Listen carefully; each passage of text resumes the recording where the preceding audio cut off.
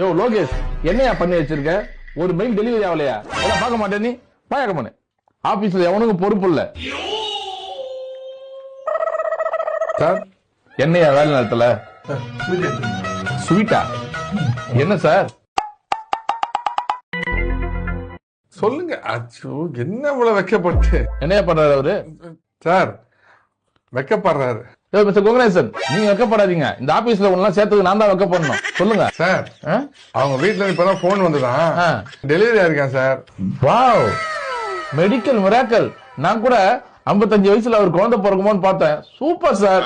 Sir, ஆமா, முத குழந்தையா ரெண்டாவது குழந்தையா? சார் ஆ. குழந்தை டெலிவரி ஆகல சார். அப்புறம் அவர் ரொம்ப நாள் கேஸ் புக் பண்ணியிருந்தாருல, அந்த கேஸ் டெலிவரி ஆயிருக்கு. அதுக்கு தான் இந்த ஸ்வீட். அடப்பாவீங்களா, குழந்தை டெலிவரிக்கு ஸ்வீட் கொடுத்தீங்க, ஓகே.